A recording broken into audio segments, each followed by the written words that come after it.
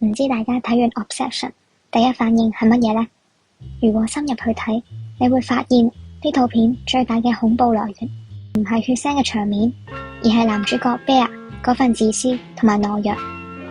今日呢條片，我哋唔講普通嘅劇情提要，而係分析偽裝成深情偉大嘅人設假象。故事嘅開端， Bear 因為得唔到 Nikki 嘅愛，所以用咗 One Wish Willow。但係我哋急住鬧 Bear 之前，不如先問一個問題， Nikki 係咪真係對 Bear 一啲感覺都冇呢？一開始喺車廂音樂入邊， Nikki 曾經對 Bear 講過一句好曖昧嘅說話，佢話如果我中意一個男仔，冇人會知。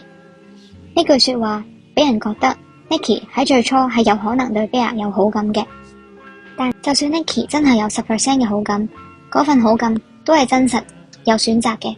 但係 Bear 佢用願望強行將 Nikki 嘅好感由10% 提升到100%甚至更多。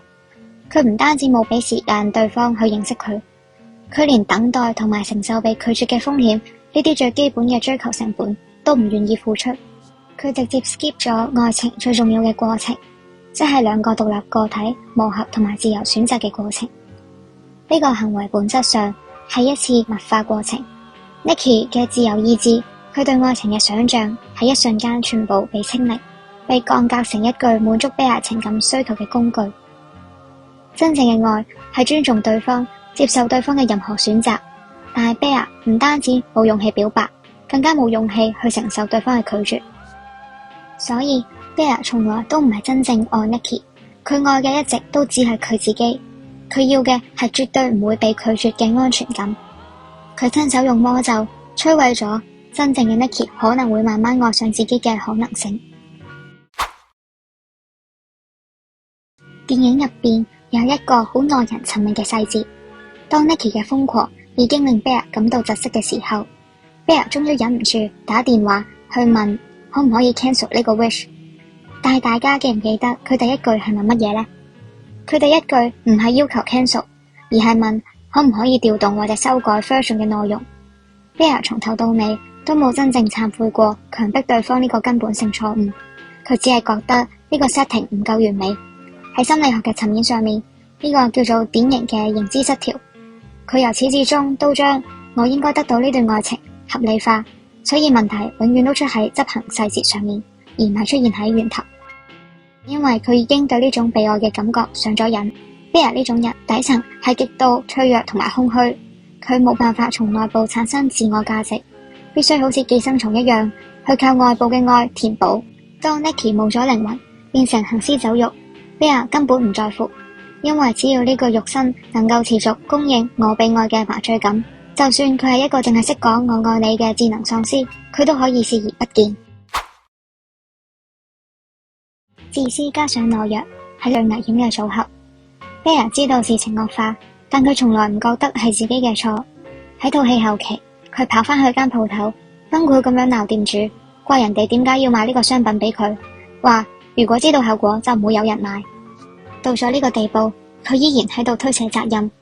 悲劇嘅源頭明顯係佢自己，佢卻將自己包裝成一個俾命運同埋黑店玩弄嘅被害者。而電影最大嘅諷刺莫過於係佢最後嘅死亡。佢累死咗好兄弟 Ian， 亦都累死咗 Sarah。 眼見一切崩壞，佢決定自殺，但係佢連吞槍勇氣都冇，唯有選擇食藥。最黑色幽默嘅係，食完藥之後，佢因為好怕死，竟然懦弱到想嘔翻啲藥出嚟。只不過因為嘔唔出，所以佢先至被迫接受死亡。佢連死都係被動嘅，佢一生都喺度逃避後果。而更加黑暗嘅係，呢一場逃跑對俾佢留低嘅人 Nikki 造成比死亡更加可怕嘅傷害。嚟到全片最核心嘅問題，當 Bear 死，魔咒解除， Nikki 存活咗落嚟，呢一個係咪真正嘅解脫？答案好明顯唔係。呢個其實係 Bear 留俾 Nikki 最惡毒、最冇辦法擺脫嘅終極詛咒。大家諗下，活着嘅人先係故事嘅載體，當受害者受盡精神折磨，佢最需要嘅係真相，係宣洩，係對加害者嘅親口控訴。但係 Bear 用佢被動嘅死亡，將呢場悲劇嘅句號由自己親手畫上。加害者死咗，意味住 Bear 徹底剝奪咗 Nikki 尋求真相同對質嘅權利。Bear 用死亡去將自己由加害者成功改寫成犧牲者，佢將自己嘅罪行用死亡嘅終極光環神聖化咗。而呢一個就係 Bear 最賴皮嘅地方，佢嘅自殺根本唔係承擔後果，而係終極嘅逃避。佢用自己條命去令 Nikki 下半生都活喺內疚同埋創傷入邊。去到電影嘅最後， Nikki 解除魔咒嘅時候大喊，因為佢失去咗對自己人生嘅敘事連貫性。喺心理學嘅層面上面，最難修復嘅創傷叫做自我異化。Nikki 醒返之後，佢望住自己對手，佢會精神分裂咁樣問自己，嗰啲做過嘅事其實唔係佢自己所想做嘅，嗰段時間嘅自己究竟係邊個呢？如果 Bear 當初冇許願，結果會唔會唔同呢？答案恐怕都係否定嘅，因為 Bear 靈魂底層嘅自我厭惡同埋控制欲一日唔除，佢都注定會將自己同埋對方拉入精神地獄。佢連一份真實但係脆弱嘅好感都容納唔到，佢要嘅從來都係一份絕對但係虛假嘅癡迷。真正健康嘅愛永遠建立喺尊重同對方擁有獨立靈魂嘅基礎上。唔知大家對 Bear 嘅死又有咩睇法呢？歡迎喺留言區留言，記得 like、subscribe 同埋 share。我哋下次再見。